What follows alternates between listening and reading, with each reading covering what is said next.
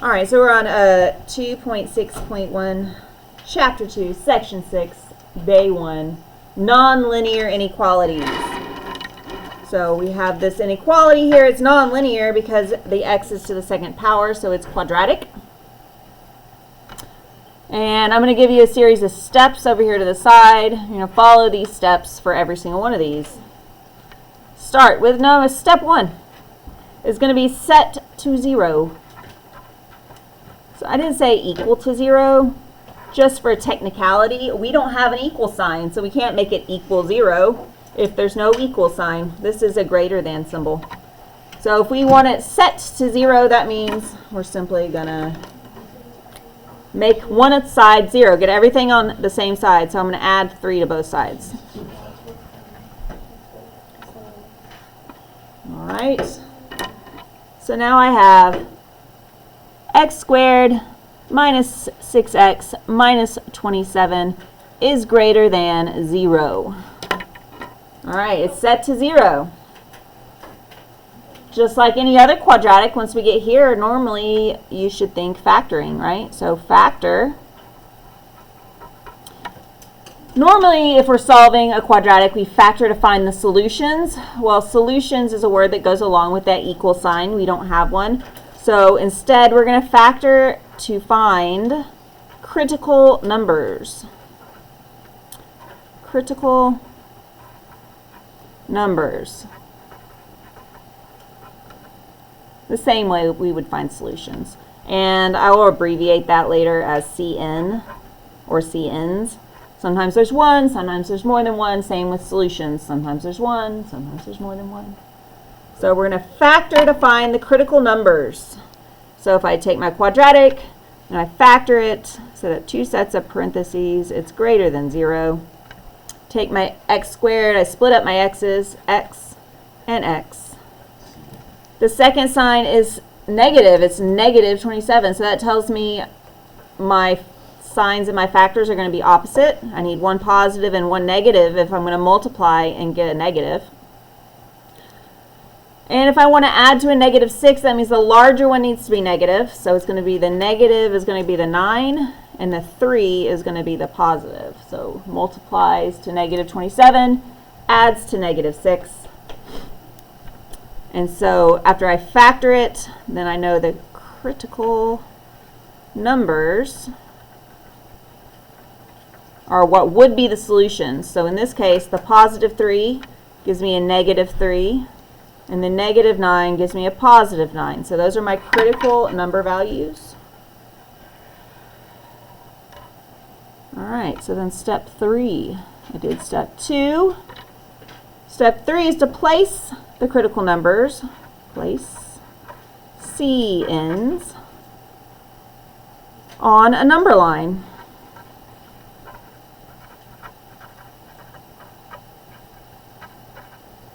All right, because normally when we solve, we get x equals a number. But when you have an inequality, it means it could equal a whole bunch of numbers. I mean, a wide variety of numbers could work, could give you true values.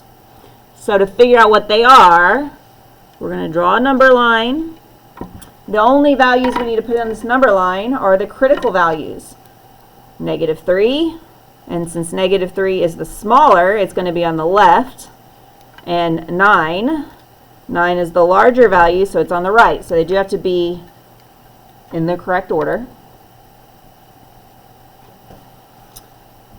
And then once I get my critical numbers, okay, so I guess that's the next step is step 4.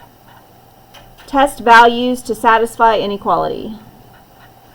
Test values to satisfy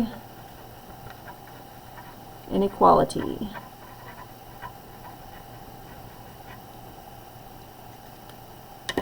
Okay, so I see I have 3 sections. My number line is split up into 3 sections. And since I'm trying to figure out what the interval of the solution set is, I need to test a value in each section to see if it works. So that's where I'm splitting this up. This is here, in there. So I split my number line into 3 sections. On the left side, so I like to go left to right, something smaller than -3. You can pick any number you want. -127. Yeah, I don't want that one. -127 would be a pain to work with. I'm just going to go with -4. But yeah, you can do -127. So you go and work that one out. I'll work out -4. And we'll see if we get the same, if we come to the same conclusion. So I'm going to plug it in. I want to go and plug it into the original inequality that was printed on the paper, not the one that I factored. Just in case I made a mistake in my factoring. If maybe I said this was 2 instead of 3, so then I'm testing a value like -6. It might still work and give me a yes or a no correctly, even if I got the actual number wrong.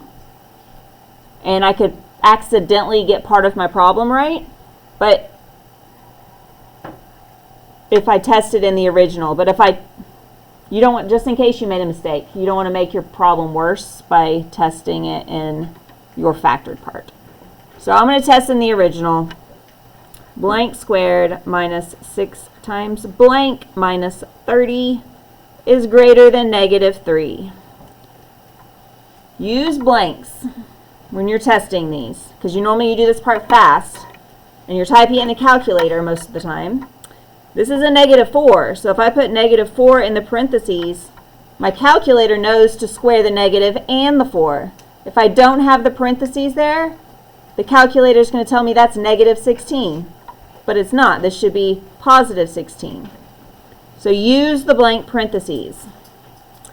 So I type in the left side, and it tells me that is 10, and then I have greater than -3.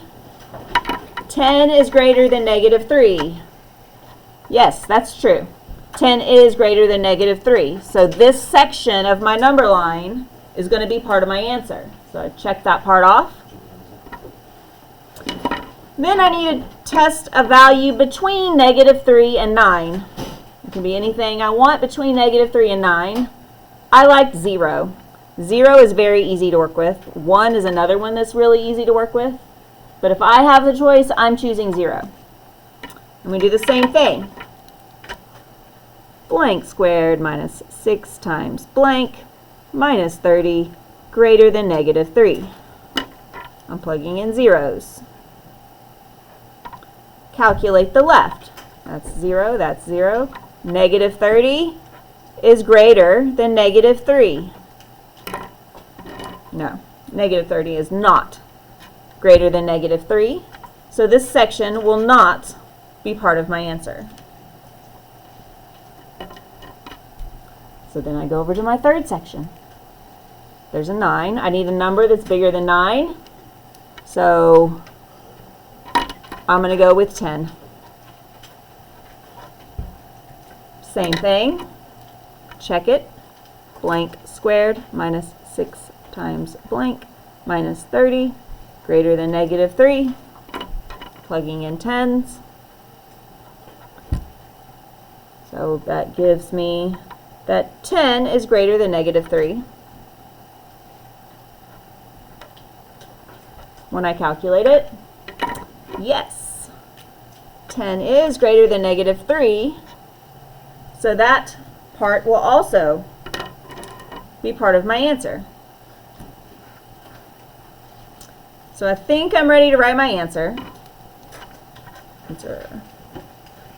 I'm going to use interval notation. You could technically do this in inequality notation. I just don't recommend it because in my experience, students tend to really butcher inequality notation. But interval notations seems to be a little simpler and easier to follow. So if I'm using interval notation left to right, that's how we do this, just like domain.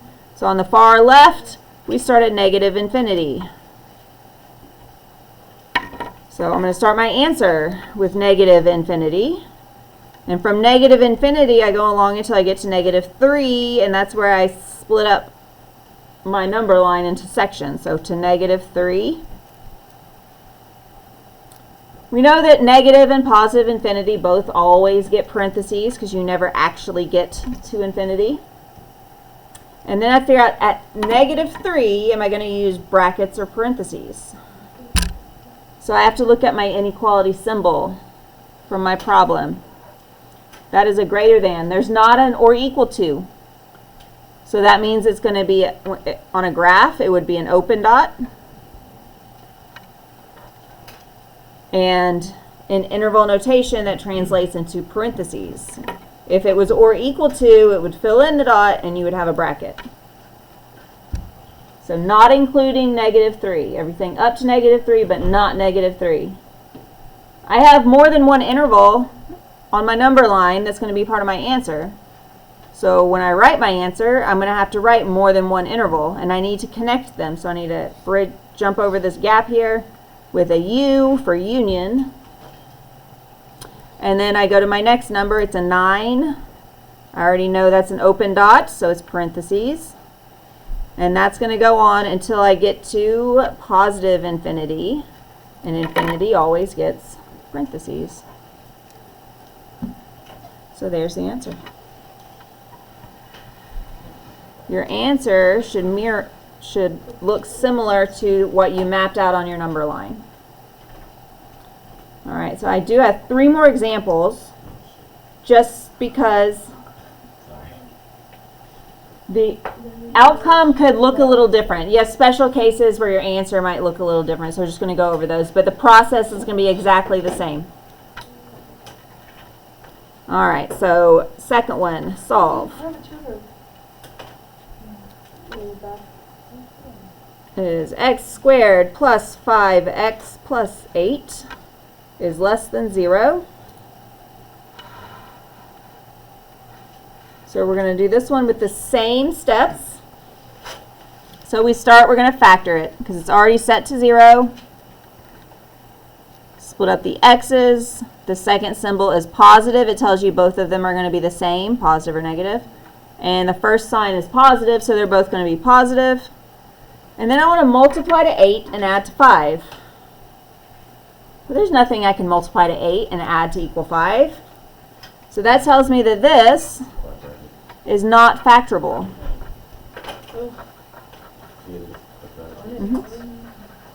So whenever it's not factorable, you have 2 options. The one that most of you are going to use is the quadratic formula. But technically, you could also complete the square.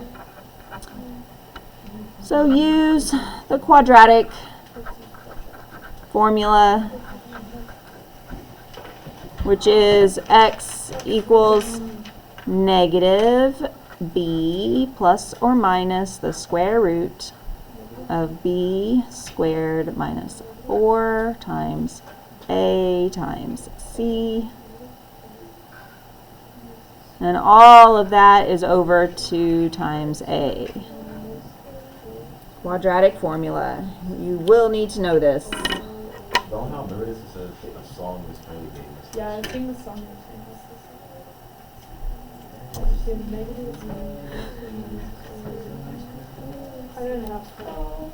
Yeah, I've never seen the song. You don't sing the song? I don't sing the song. I know. I'm really boring that way. Our next test can be a partner test. No.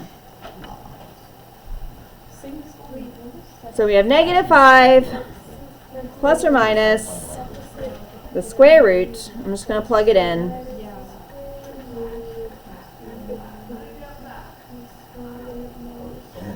Someone's getting yelled at in the hall. And that's over 2 times 1. All right. So I plugged in all my values. And then I'm going to simplify. I'm not spending a lot of time going over the quadratic formula right now because this is about the inequalities, not the formula. So this simplifies to negative 5 plus or minus the square root of negative 7 over 2.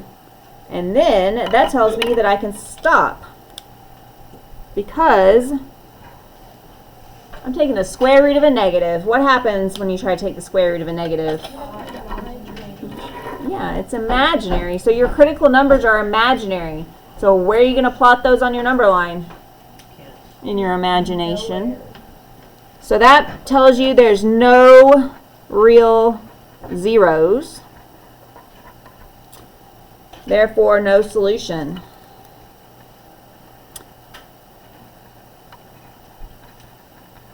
So the no solution is because of the no real zeros. Does that mean every time you have to do the quadratic formula because it's not factorable that it's no solution? No. No, only whenever you have a square root of a negative.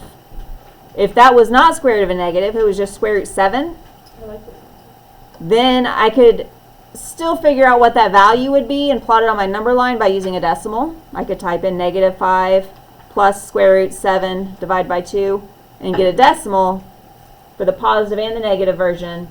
And then my test values, I could still pick whole numbers in between.